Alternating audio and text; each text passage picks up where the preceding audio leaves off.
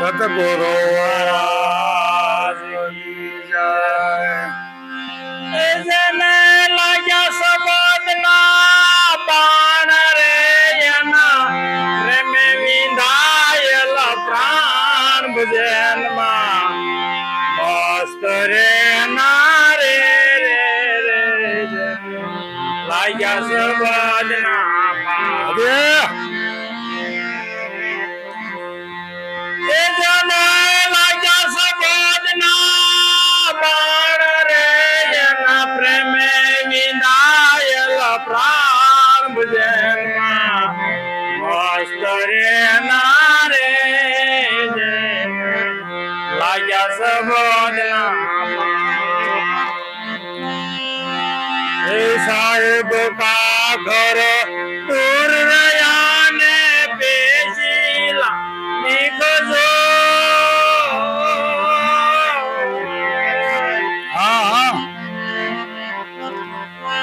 સાહેબ કા ઘર દૂર રહ્યા ને બેસીલા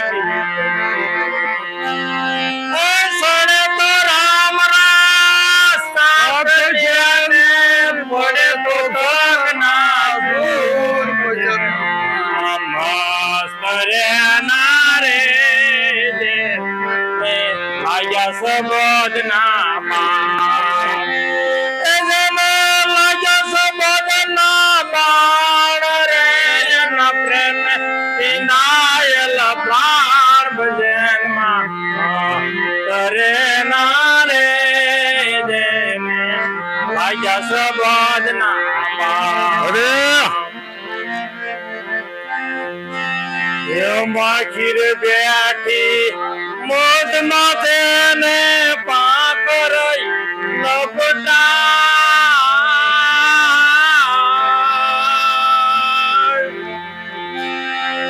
માખીર બેઠી મદ કુડે ને પાકર લપટા ઉડનવાની ઉડ ગઈને શબ્દ શબ્દ પદ થાય બજે રે ના રે લાગ્યા સબદના બાણ.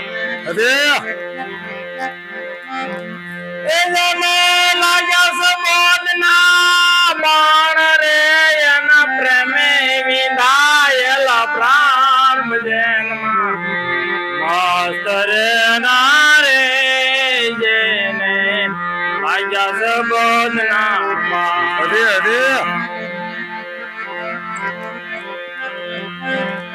ચાર બંધા પથ્થર મેં એ ઝૂરિયા ને તું હોય ભગવાન.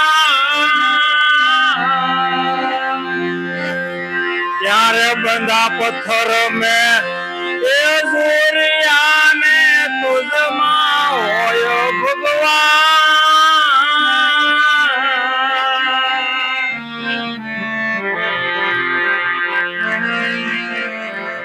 સુરાર હોય તે સન્મુખ વડે ને ક્યાં ડાલો કે તલવાર.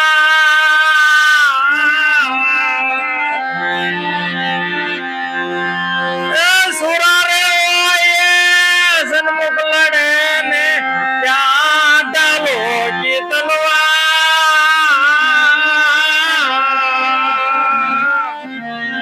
જ્યારે બંધા પગદર પ્યાર લિયા ને ક્યાં ડાલો કી તલવાર.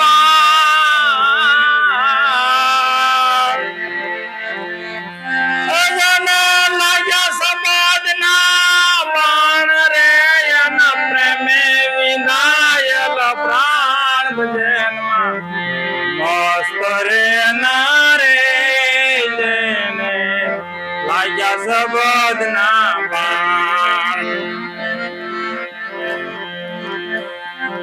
हाड जलेगा ये लाकड़ा ने खन खन जरे सरी ये हाड जलेगा लाकड़ा ने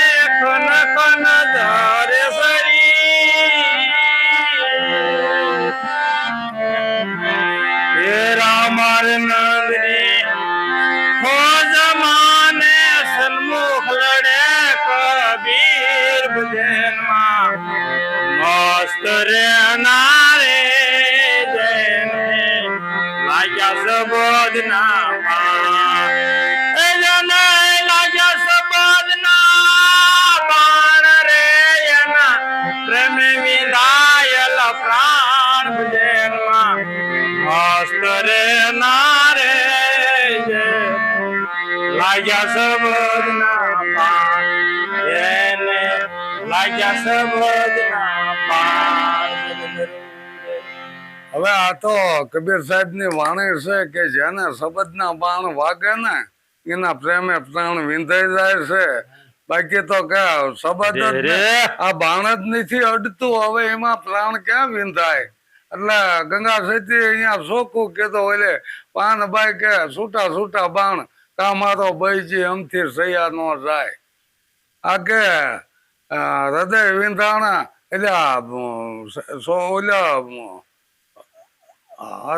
હા ગંગા સતી કે છે કે બાણ તમને અડ્યું જ નથી, એમાં વિંધાવાની વાત ક્યાં કરો છો? બાણ વાગ્યા હોય તો બોલાય નહીં પાનભાઈ.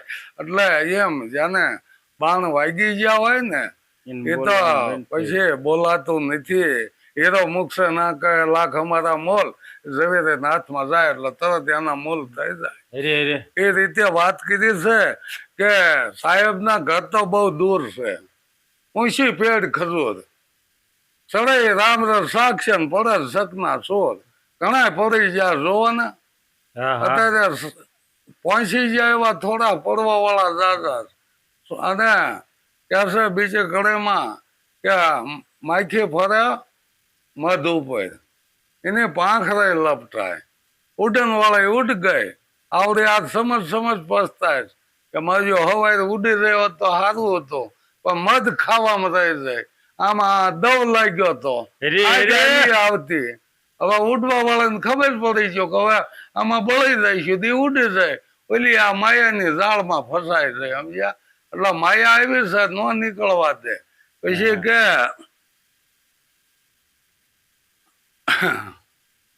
વાત કરી છે કે આમાં કઈ ઢાલ તલવાર લઈને લડવા નહીં જવાનું. આમાં તો તમારે છે ને આ શબ્દની લડાઈ છે.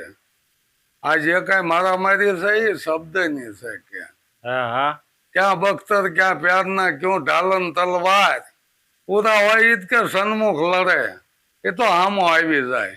આ શબ્દની લડાઈમાં એમાં કઈ ઢાલ તલવાર બાંધવાની જરૂર નથી. કે પછી વાત કરી છે કે જો આ એક દિના સમય હાડ જલે જેમ લાકડા હળગતા ને એમાં હાડ હળગી જાય છે અને રલી જાય શરીર, આખું શરીર હળગી જવાનું છે. એટલે કબીર સાહેબ કહે છે કે જેને ભજનનો આધાર મળી ગયો છે ને ઈ આમાં લડી શકે, બીજાને લડવાનું કઈ કામ નથી. એટલે જેને વાગ્યા શબ્દના બાણ પ્રેમે વિંધાણા પ્રાણ, આ રીતે જેને પ્રેમે પ્રાણ વિંધાઈ ગયા છે ને એ તો પછી હલવાના નહીં. તમતા રમ્યા એને ગમે એ કરે ને તો એને કાંઈ ફેર પડવાનો નથી. જે કઈ થાય છે એ આ દેહ જે દંડ દેહને મળવાનો છે. રોગે થાય છે દેહને, બધું થાય છે. આપણને તો આપણું નિજ સ્વરૂપ ઓળખાઈ દીધું છે. નિજ સ્વરૂપમાં જ કોઈ રોગ નથી આવતો. એટલે ચોખ્ખું કીધું છે ને કોઈ હથિયારીને છેદી ન શકે, અગ્નિ એને બાળી ન શકે, આ પવન એને ભીંજવી ન શકે, એટલે પાણી એને ભીંજવી ન શકે અને પવન એને હૂકવી ન શકે. આવો આ છે પૃથ્વીથી પોળો છે, આપથી ઊંચો, પાણીથી પાતળો ને પવનથી ઝીણો, આદમ હે અપરંપારા. જો આવી વસ્તુ આપણને સમજાવી દીધી હોય તો પછી બધો ઉપાધિ મટી જાય ને. એમ બધા બંધનમાંથી છૂટી જાય છે. અહીંયા નિર સ્વરૂપમાં કોઈ આને બંધન રહેતું નથી. કે શું કે અહીંયા કોઈની કાર્ય ફાવતી નથી. એટલે એ નિર સ્વરૂપને કાંઈ થવાનું નથી. આદિ અનાદિ થા નિર સ્વરૂપ છે.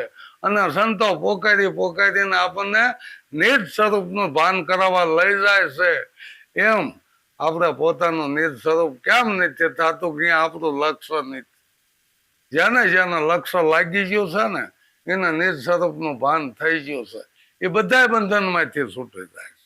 એને પૂજા પાઠ ઠાઠ બાઠ બધું મૂકે.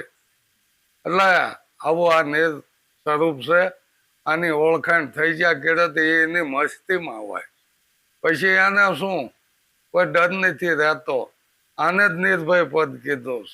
હવે આ અત્યારે તો નિર્ભય પદ દેતા કે લપ દેતા કઈ ખબર પડતી નથી. અહીંથી અહીં જવું ને અહીંથી અહીં જવું. હવે આ શું કરવાનું છે, શું માંડ્યું છે એ નથી સમજાતું કે આમને શું કરવાનું હોય છે. આ તો દોડા મટતા જ નથી. ગંગામાએ ચોખ્ખું કીધું કે અભ્યાસ જાગ્યા પછી મેળા મંડપ કરવા નહીં, જ્યાં ત્યાં ભમવું નહીં. આ અધૂરિયાના કામ છે. તો પછી આપડે દોડવાનું જોયું તો અધૂરિયા જ છે ને. તો આ પૂરા ક્યારે થાય? પૂરા મળે તો રાહુ રેડગે આ ફરિયાદ કરવી જો પૂરા ને કે અમારે ધોરા ક્યારે મટશે બાપા, આમાંથી અમે ક્યારે છૂટશું? આ તો ઓલું પૂંજન મૂક્યું તો આ પૂંજન ચાલુ થયું. હવે આમાંથી ક્યારે અમે છૂટશું? એટલે ફરિયાદ કરવી જો પૂરો મળે. રાહુ રેડવી એટલે આ ફરિયાદ કરવાની છે. તો એ રહેવું જોવે રેણી. આ વસ્તુ સમજવી હોય રહેવું જોવે રેણી. રેણી છે તાતા લો. એટલે જયારે પ્રહલાદ જયારે રેણીને બધ ભીધી ને તાતા લો, ત્યાં ભગવાનના દર્શન થયા. તેમ નથી થતા ભાઈ. એટલે રેણીમાં આવવું જોઈશે પેલા ને. રેણી સર્વોપરી છે, ક્યાણીમાં નથી. હા, રેણીમાં તમને ભગવાનના દર્શન થઈ જાય થઈ જાય થઈ જાય. એમાં બે મત નથી. સદગુરુ મહારાજ